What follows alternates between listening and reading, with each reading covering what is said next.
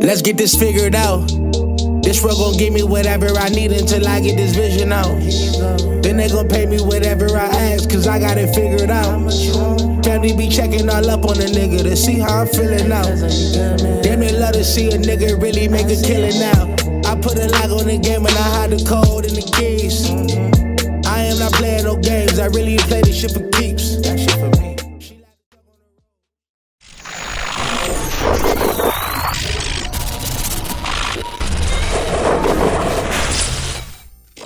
MaddenHeadz YouTube, what's going on?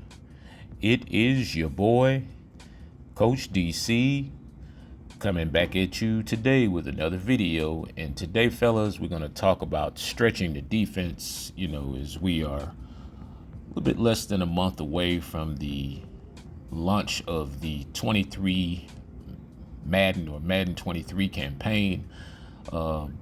Just thinking about, in the beta and how the defense was like kind of all over the place and taking away a lot of routes. So I wanted to just share with you guys a couple of my thoughts and a couple of little concepts on how I think going forward, a few different ways, to get guys open, stretch the defense a little bit. One way is definitely through your route combinations or,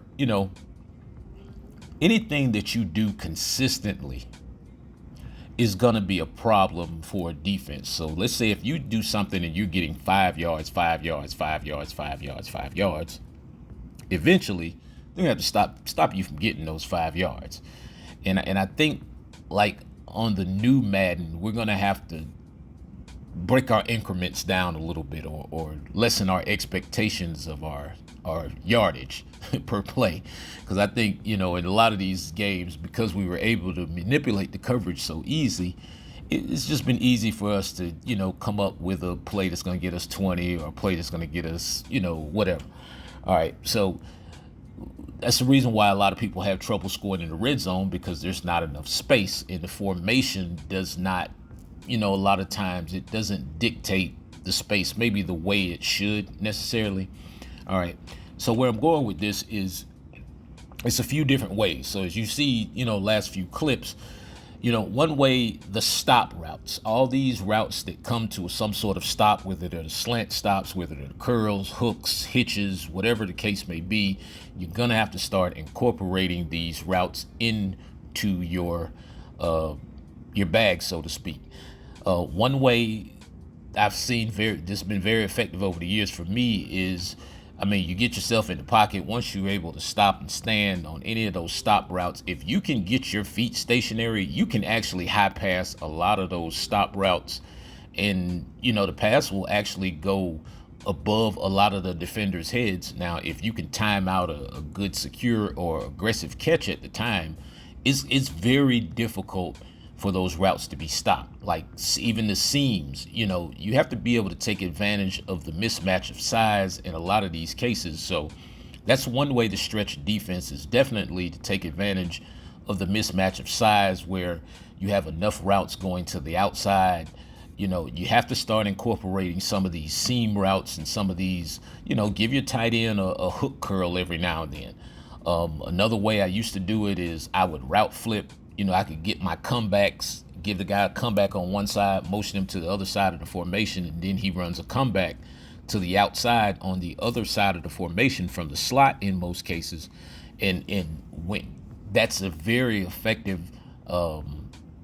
method, because a lot of these zones are not made to stop these in the space outside of the hash, but inside of the numbers, so to speak. So if you look at, there's a very little short space. I don't know I forgot how many yards it is. Might be, I'm not even gonna say, because I'll probably be wrong.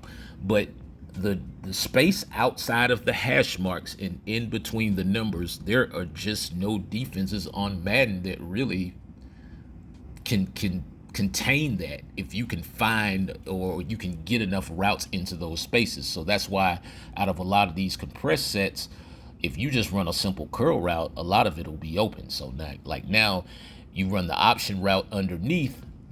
Another way is to space it is through, of course, by your route combinations. And so a lot of your routes, you have to start incorporating some of these mid-range routes. And I don't mean routes of 20 yards or better. I mean like those routes that are above 5 yards, but probably a little bit below 15. It's a lot of those little skinny drags and kind of quick over routes that can draw the defense. And a lot of defenses on Madden, even the way we have our defenses set up, we don't set our defenses up to really cover those.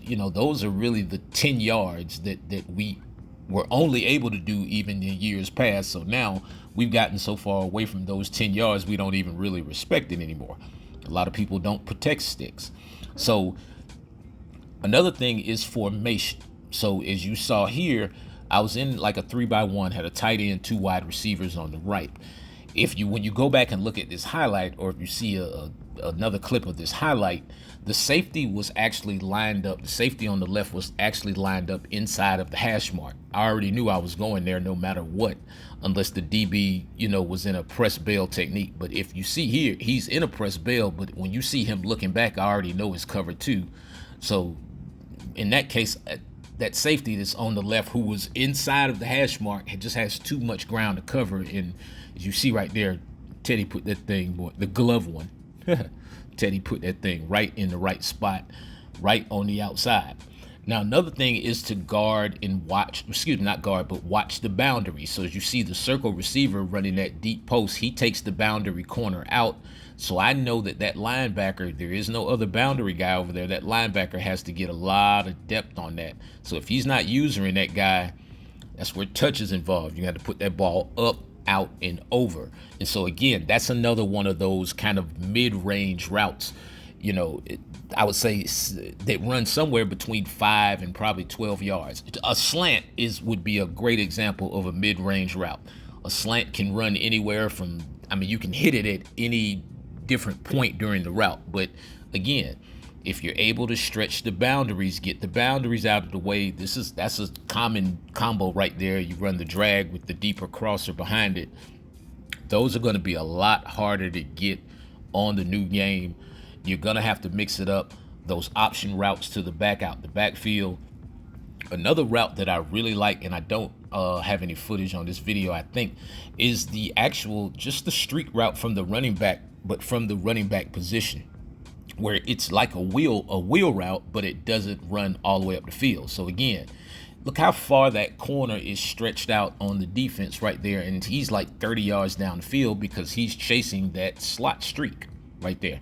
He had to clear out. He was the boundary guy. So you have to understand, once you clear out and you're able to read the corners and the safeties, especially if the safeties are inside or they're really close to the hash marks, man, if they're lined up in a cover 2, but the safeties are closer to the hash marks, it's probably a cover 4. If the safeties are wider from the hash marks, now this would be based upon if you're in the middle of the field. Now understand, if you're on one hash, it's going to slide over a little bit. But if you're in the middle of the field, when I see those safeties closer to the hash marks, I'm thinking cover 4. When I see the safeties wide of the hash marks, I'm thinking cover 2, as you see right there. And as you see them right in their back pedal, I run that middle post right there, and it holds that safety just long enough in the middle. Not that he can't get to the pass, but the type of pass I throw, he has to be in a bail technique where he's trying to get back to his deep half, throw it underneath him, uses momentum against him, right up underneath, and then, kind of make a couple moves and you're off to the races right there. And so, again, the timing.